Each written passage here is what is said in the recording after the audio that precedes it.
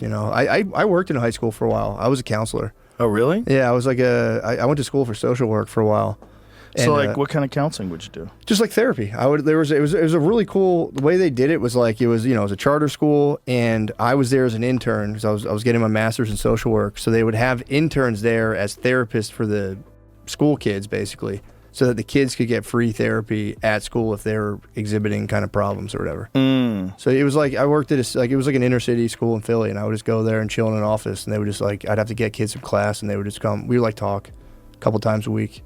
And then you could bring their family in if they had problems at home. You could be like, all right, let's call the mom and dad. Yeah. This school was like, they kind of like ran it themselves. I guess they were getting funded by the state, but the way they got around it was just using interns. So it wasn't like, you're not getting like the most experienced people in the world. But you're getting some help. You're getting something, man. Yeah. Dude, it's also like, you forget, like, because there's like, for kids, when you like, especially you're like in a city and kids are telling you like their lives, it's like, it's fucking heartbreaking. Like the shit, like their day-to-day setup, you'd be like, fucking Christ, man. Yeah. And then they're just looking at you like, what do I do? And I'm like, you gotta hang in there. There's literally nothing I can tell you to do. You just gotta hang in there. And like, right. It was sad, but it was one of like my favorite. If I didn't do stand-up, I would probably do that for a job.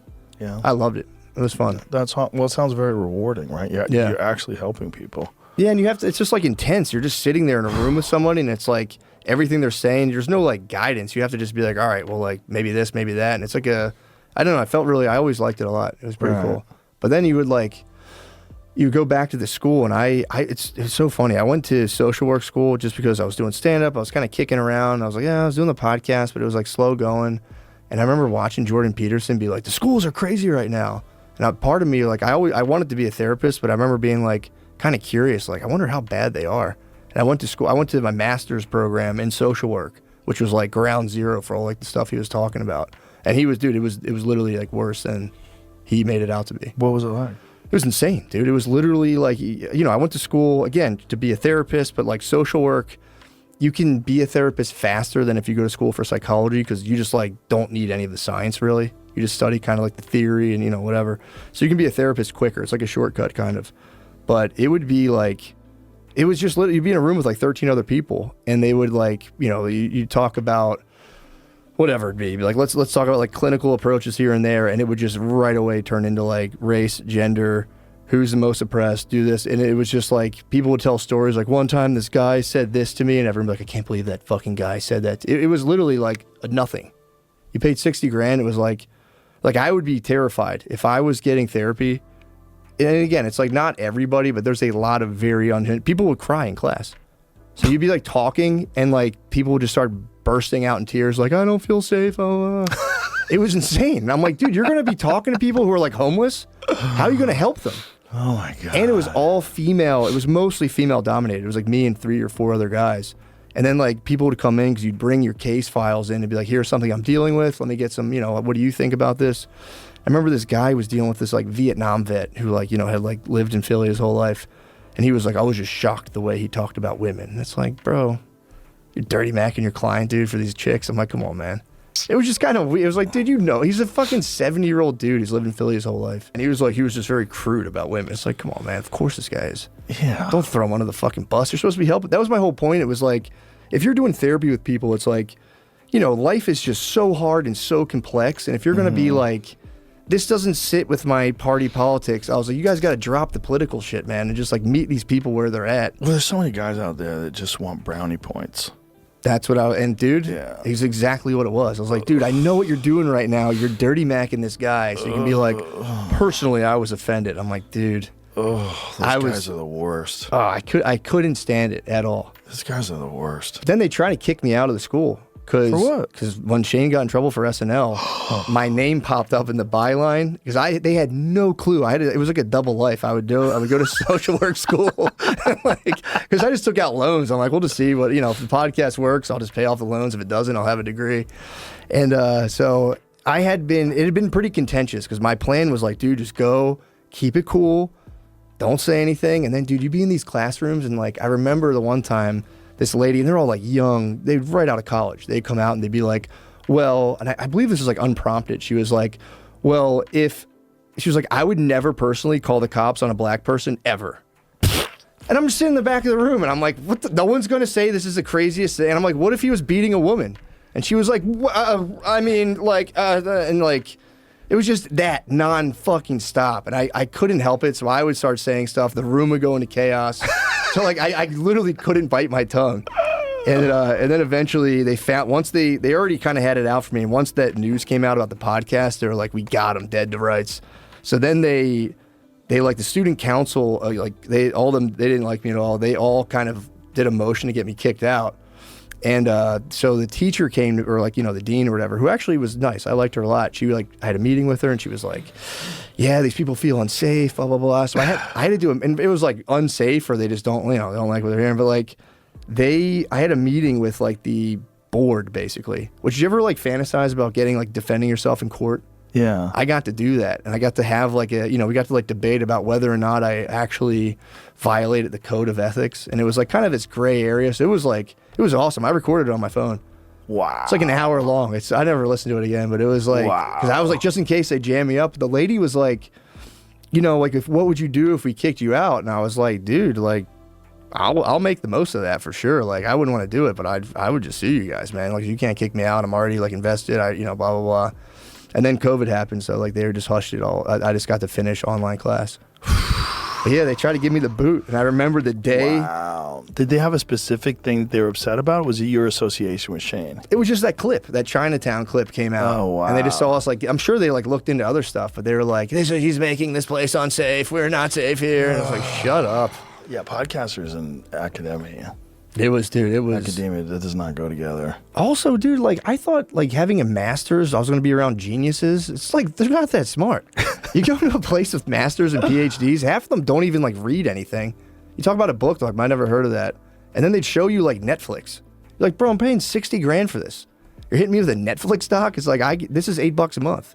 They were showing you Netflix docs in class? Yeah, we watched a Netflix doc. One of the classes, we watched, like, the 13th Amendment. And I was like, I saw this already. What the fuck, man? Like, I remember thinking, like, damn, everyone was on Peterson's ass about this. He was totally right. Liberal arts colleges were like, I couldn't have thought of a bigger waste of money in terms of, like, bang for buck and, like, what did I actually learn? We would talk about modalities of therapy. One of them, someone floated, and the teacher was like, oh, yeah, for sure. It was called, like, I don't know what it was called. It was, like, activism therapy, where you get people politically active in order to, like, motivate them and enrich their lives. And I was like, you can't do that.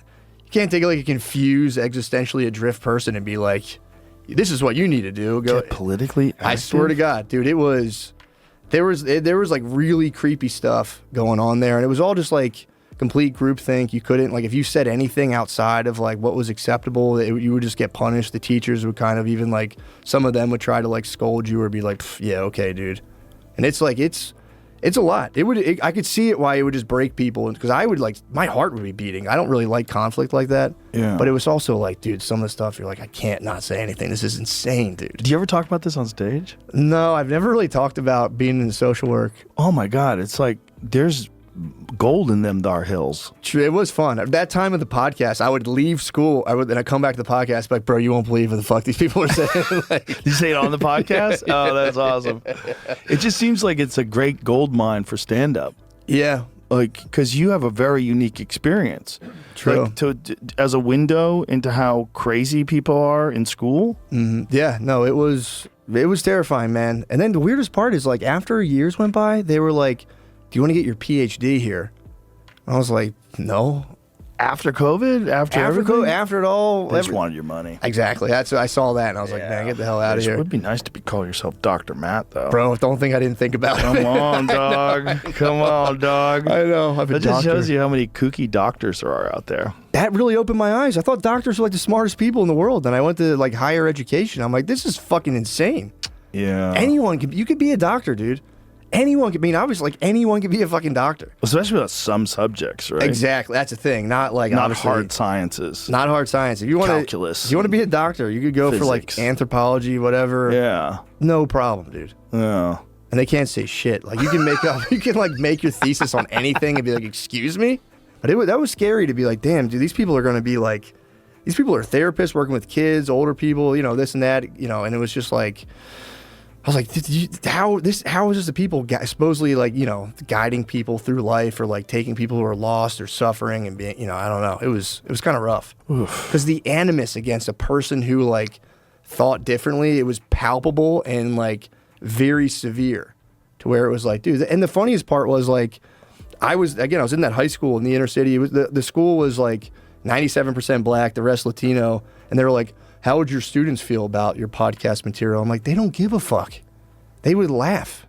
Like they have bigger fish to fry than being like, what did you say on a podcast? It's like, they're like high schoolers in Philly fighting for their lives. How would your students feel? That was the big disconnect. I'm like, you guys have like, I don't know, man. Like they would even teach you, this would crack me up. I was like thinking about this the other day where they would tell you if you had a client and, you know, say your client was black and, you know, I'm a white guy, I should lead by going like, how do you feel about the fact that I'm white and you're black? And I was like, dude, you guys realize you're in a classroom studying how to talk to a black person. I'm like, that's fucking weird. I was like, you can just talk to them, man. And if that comes up, you can tackle it. Right. But like, you're uncomfortable. And then you're going like, so black person, how do you feel that I'm white? It's like, dude, that is, and they would push back against me. I'm like, no, you guys can't do that.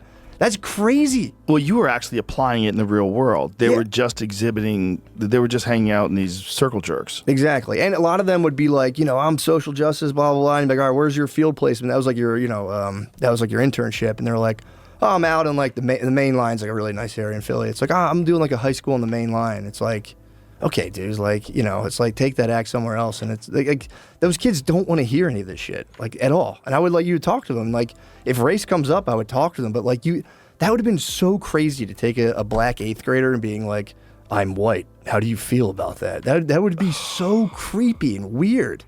Isn't it crazy that they think you're obligated to bring that up? You have an obligation to discuss it? Also, it's like they fucking know. They can see me. I'm clearly white. They know I'm white. And it's like, exactly. It's like, and if that, you talk, and then you can like bring it up because it's a thing, but it's like leading with that, I'd always be like, the least of their problems. Exactly. They're just probably happy someone takes an interest in them and is kind to them. Dude, and that was a big thing too of like, you know, because you get them out of class and a lot of them, they'd be like, I'm fucking talking to this guy. So like, whatever. And I would just chill and be like, you can just do your homework. And then you just start helping them with their homework. Like, what are you doing? And, you know, and then you eventually build rapport. But it was just like, you know, I'm like, these are the teachers telling you this. And you're like, fuck, dude, you guys are guiding people into this? It was, dude, I walked away from that being like, God damn.